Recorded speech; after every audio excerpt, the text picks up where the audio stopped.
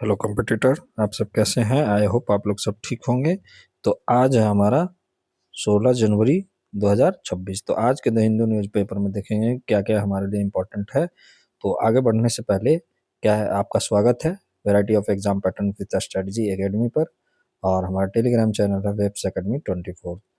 Actually आज का the Hindu Pongal के कारण ये आपका पब्लिश नहीं हुआ है, लेकिन आपके लिए कुछ मतलब जैसे इंडियन एक्सप्रेस वगैरह हुआ उसमें से कुछ मुद्दे थे, तो मैं आपको एक स्टैटिक पोर्शन का करवा रहा हूँ, ये भी न्यूज़ में ही है। ठीक है, तो बढ़ते हैं। पहला मुद्दा देखते हैं, आर्मी डे कब मनाया गया? ये 15 जनवरी को। ये ओके, तो ये आपका कब मनाया गया? 15 जनवरी को, यानी कल मनाया गया। ओके, क्या है इस वर्ष परेड जो है ना आपका आर्मी डे परेड, ये राजस्थान के मंडल महल रोड पर छावनी के बाहर पहली बार ये आम जनता के लिए बीच आयोजित किया गया। ठीक है, परेड में कई नई तकनीकें भी शामिल हुआ है, जो और स्वदेशी हथियार भी इसमें प्रणाली प्रदर्शित भी कर रहा है। जैसे आपका हो गया, आपका ब्रह्मोस हो गया, आपका मिसाइल हो गया, टैंक हो गया, ड्रोन हो गया, और अन्य युद्ध उपकरण भी इसमें शामिल है। और आपको मैं पीछे भी ये करवा चुका हूँ, भैरव जो बटालियन प्रदर्शन है, जो आपका किसके किसके बीच है, आपका स्पेशल फोर्स और स्टेट पुलिस के जो बीच का कड़ी का गैप का काम करता है, वो भी इसमें प्रदर्शन कर रहा है। ठीक है, नया भैरव जो बटालियन ने पहली बार ये क्या है परेड में भाग लिया है। यह हल्का कमांडो बल वाला है, जिसे आधुनिक और मल्टी डोमेन युद्ध के लिए भी ये तैयार किया गया है। इसको पढ़ने के लिए आप मेरा आपका 12 12 जनवरी का क्लास आप कीजिएगा, वहाँ पे मिलेगा। क्या है इसमें, आर्मी डे कब मनाया जाता है? आपका हर एक वर्ष आपका 15 जनवरी को मनाया जाता है। अगला जो हमारा है क्या है, बता रहा है कि इसमें क्यों मनाया जाता है, ये भी हम लोग थोड़ा सा जानते हैं। तो 15 जनवरी आपका 1949 से ये मनाया जा रहा है। ठीक है, क्या है कि फील्ड मार्शल के एम 15 जनवरी सॉरी, क्या हो रहा है कि ये 15 जनवरी 1949 को फील्ड मार्शल जो के एम जो करियप्पा थे, ठीक है, उन्हीं ने स्वतंत्रता के पहले जो क्या थे, भारतीय कमांडर इन चीफ बने थे। तो उन्हीं के रूप में ये क्या बोलते हैं हम, आपके उन्हीं के नाम पे ये आपका आर्मी डे मनाया जाता है। ओके, इसी ऐतिहासिक घटना की स्मृति में सेना दिवस का मनाया जाता है। कब से? आपका जो 15 जनवरी 1949 को आपका के एम करियप्पा जो बने थे, क्या बने थे? पहले भारतीय कमांडर इन चीफ। ठीक है, उद्देश्य क्या है इसका कि भारतीय सेना का शौर्य और बलिदान और अनुशासन को सम्मान देना है, और राष्ट्रीय सुरक्षा में सेना की भूमिका को रेखांकित कर, और जन सेना संबंध जो आपका सिविल मिलिट्री ये रिलेशन को और क्या है मजबूत करना है। आगे बढ़ते हैं। ये आर्मी डे परेड होता क्या है, इसको भी थोड़ा सा हम लोग जानते हैं। क्या है ना इसमें कि हर वर्ष ये क्या है, भव्य सेना दिवस परेड आयोजित किया जाता है।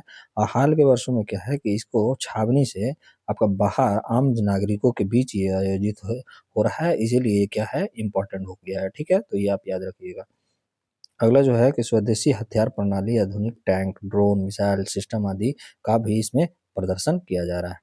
इसमें कुछ एनालिटिक जो है आपका पॉइंट है, तो वो भी हम लोग थोड़ा सा देखते हैं।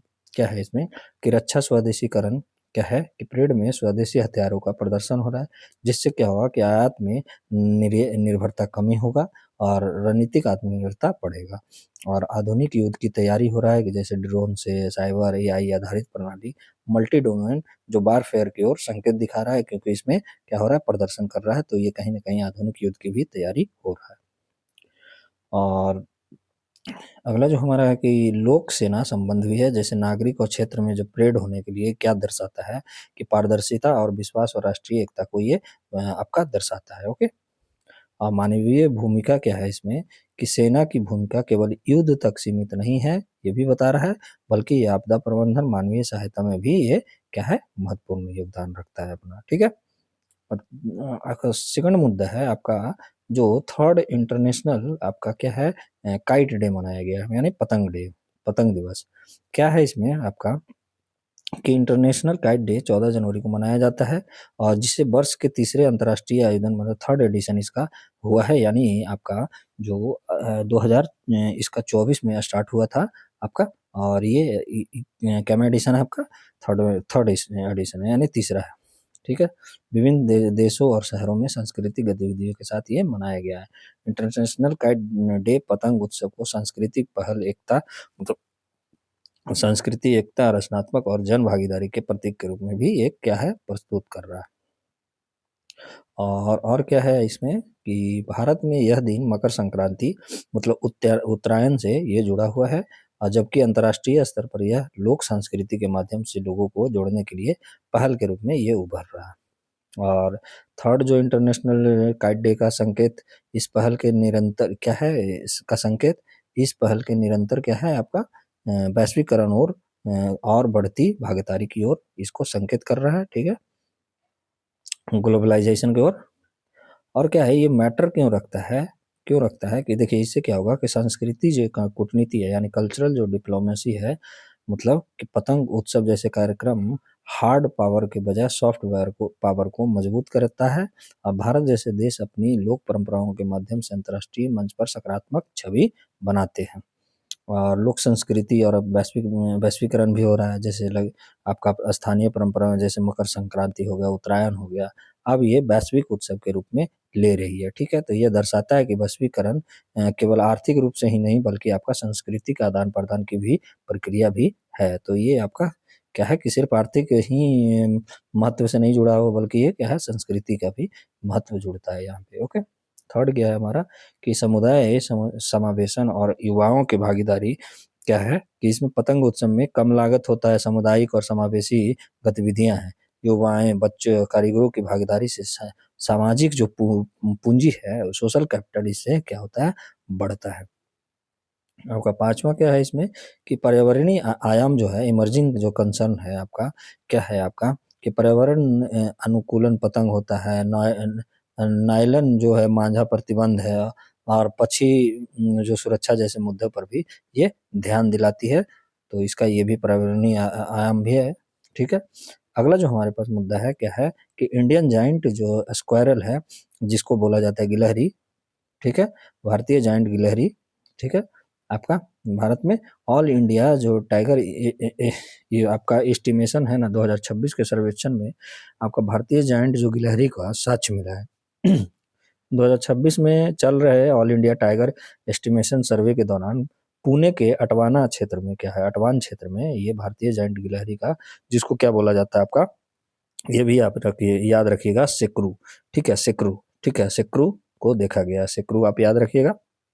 पूछेगा कि सेक्रू चर्चा में था, सेक्रू शब्द चर्चा में था, किससे संबंधित रखता है, तो इस तरह से क्वेश्चन आपको बना सकता है, ठीक है। यह कहाँ है महाराष्ट्र का राज्य पशु भी है, तो ये भी आप याद रखिएगा इंडियन जाइंट स्क्वायरल जिसको सेक्रू भी बोला जाता है जो आपका महाराष्ट्र राज्य का राज्य पशु है, ठीक है। वन्य जीव सर्वेक्षण में इसका मिलना यह संकेत देता है कि वह वहाँ की जैविक विविधता क्या है हेल्दी है। ओके, तो ये है आपका इंडियन जाइंट स्क्वायरल, इसका वैज्ञानिक नाम है रातुफा इंडिका, इसे मालवार जाइंट स्क्वायरल भी कहा जाता है, तो ये भी आप याद रखिएगा। अगला जो हमारा है कि बोल रहा है कि इसका डिस्ट्रीब्यूशन कहाँ कहाँ हुआ है, तो ये भी हम लोग देख लेते हैं। देखिए मुख्यतः है ना ये वेस्टर्न घाट और ईस्टर्न घाट और सतपुरा रेंज में ही पाया जाता है आपका इंडियन जाइंट आपका स्क्वायरल। कई राज्यों में रहती है जैसे कर्नाटक हो गया, आंध्र प्रदेश हो गया, आपका महाराष्ट्र हो गया, गुजरात हो गया, छत्तीसगढ़ हो गया, झारखंड हो गया, केरल हो गया, तमिलनाडु आदि में भी ये क्या होता है पाया जाता है। महाराष्ट्र में इसे राज्य पशु मतलब स्टेट एनिमल का दर्जा मिला हुआ है, पीछे भी हम लोग पढ़ चुके हैं, फिर से एक बार रिपीटेड है। हैबिटेट इसका यानी आवास ये पेड़ों पर आधारित ठीक है प्राणी है, और डेंडरों के ऊपर क्या होता है अपना अधिकांश समय ये मतलब बिताता है, तो ये भी आप याद रखिएगा। शारीरिक विशेषताएं भी इसका थोड़ा सा जानिए क्योंकि ये पूछ लेता है। इसकी लंबी पूछ होती है जो शरीर से भी लंबा हो सकता है, वजन इसका लगभग 1.5 से 2 किलोग्राम तक होता है, आपका लंबाई 25 से 45 सेंटीमीटर तक हो सकता है। रंग इसका हो रंगीन हो फर होता है, ब्राउन होता है, क्रीम क्रीम का काला लाल मैरून जैसे रंगों का भी संयोजन इसमें दिखता है, तो ये भी आप याद रखिए। पर्यावरणीय भूमिका है कि ये बीज फैलाना मतलब सीड डिस्पर्सल में मदद करता है जो वन पारिस्थितिकी के लिए क्या होता है अति महत्वपूर्ण है। ओके, आईयूसीएन ने इसका संरक्षण क्या है स्टेटस, तो ये आईयूसीएन में रेड लिस्ट में क्या है लिस्ट कंसर्न में है, कम चिंता वाले में है, ठीक है। और वाइल्ड लाइफ प्रोटेक्शन एक्ट, जिसको वन्य जीव संरक्षण अधिनियम 1972 में क्या स्थिति है इसका, तो शेड्यूल 2 में डाला गया है। ओके, अगला जो हमारा है आपका कि बोल रहा है, ये बात कर रहा है ना, भारत नेपाल रक्षा सहयोग के संदर्भ में एक्सरसाइज जो साझा शक्ति का उल्लेख हुआ है, ये किसके किसके बीच है, आपका इंडिया और नेपाल के बीच में। तो ये पहले याद रखिएगा कि इंडिया और नेपाल के बीच में कौन होता है, आपका आपका एक्सरसाइज साझा शक्ति। तो ये आपके लिए इंपॉर्टेंट होता है सभी एग्जामों के लिए। यह अभ्यास सीमा सुरक्षा, आतंकवाद विरोधी अभियानों और संयुक्त सैन्य क्षमता निर्माण से जुड़ा हुआ है। उद्देश्य क्या है इसका, उद्देश्य है कि आतंकवाद और उग्रवाद से निपटना और पर्वतीय युद्ध जो माउंटेन वारफेयर में संयुक्त प्रशिक्षण करना, सीमा पार सुरक्षा सहयोग को मजबूत देना है, ठीक है। और दोनों समयों के बीच आपका इंटर ऑपरेबिलिटी बढ़ाना है, ठीक है। आपका आपदा प्रबंधन और मानवीय सहायता में भी इसका सहयोग करना है। तो ये हमारा क्या हो गया, इसका उद्देश्य हो गया। ये आपका न्यूज में क्यों है, तो ये भी आप थोड़ा सा जान लीजिए। दूसरा चीज आ गया, ये कठपुतली के बारे में है, तो ये है वो उसका हो गया। ये अगला जो मुद्दा है हमारा कि भारत का आपका भारत की पारंपरिक जो लोक कलाओं का संरक्षण जो न्यूज में है कि अमूर्त संस्कृति विरासत जो इंटेंजिबल जो है कल्चर हेरिटेज के संदर्भ में राजस्थान की कठपुतली परंपराओं का उल्लेख हुआ है, ठीक है। ये कठपुतली है क्या, तो ये क्या होता है, काठ मने होता है लकड़ी और पुतली मतलब गुड़िया। लकड़ी से बनी डोरियों वाली कठपुतली द्वारा किए जाने वाला लोक नाट्य है, को ही क्या कहा जाता है, कठपुतली कहा जाता है। ये भारत की सबसे प्राचीन जो है कठपुतली परंपराओं में से एक मानी जाती है। और इसका क्षेत्रीय जो संबंध है ना, कहाँ कहाँ है आपका, ये आपका प्रमुख रूप से राजस्थान में, विशेष रूप से जयपुर, नागा, आपका चूरू, सीकर, ये सब क्षेत्र में पाया जाता है। और इसका जो कम्युनिटी होता है करने वाला, मुख्य रूप से भाट समुदाय का, जो यह कला जो है ना वंशानुगत रूप से आगे बढ़ती है। यानी आप याद रखिएगा, कम्युनिटी में भाट, और ये वंशानुगत हेरिडेटरी रूप से ये आगे बढ़ती रही है, ठीक है। अगला जो है इसका की फीचर क्या है आपका, कठपुतली लकड़ी की बनी रंगीन कपड़ों में सजी धागों से नियंत्रित संवाद के बजाय बजाय इसमें लोकगीत होता है, ढोलक होता है, सारंगी, तेल, लयबद्ध आवाज होता है, कथाओं आधारित ये रहता है, ठीक है। राजा महाराजा लोक वीर जैसे आपका पाबू जी, अमर सिंह राठौड़, ये सब सामाजिक नैतिक संदेश ये इससे क्या दिया जाता है। संरक्षण से ये जुड़ी पहल है। और संगीत नाटक एक आदमी द्वारा ये संरक्षित है। और कला संस्कृति विकास योजना भी इसके तहत काम कर रहा है। लोक कला महोत्सव और पर्यटन कार्यक्रम भी चलाया जाता है, ठीक है। यूनेस्को के इंटेंजिबल हेरिटेज सूची में ये शामिल करने के लिए मांग किया गया है, इसीलिए ये न्यूज में था, ठीक है। तो आज का सेशन आपको कैसा लगा, तो आप जरूर हमारे कमेंट बॉक्स में फीडबैक दीजिएगा। और हमारा चैनल है variety of exam patterns with strategy, तो उस चैनल को भी आप सब्सक्राइब कीजिए और शेयर कीजिए और लोगों तक भेजिए, ठीक है। आज के लिए बस इतना ही, धन्यवाद, जय हिंद।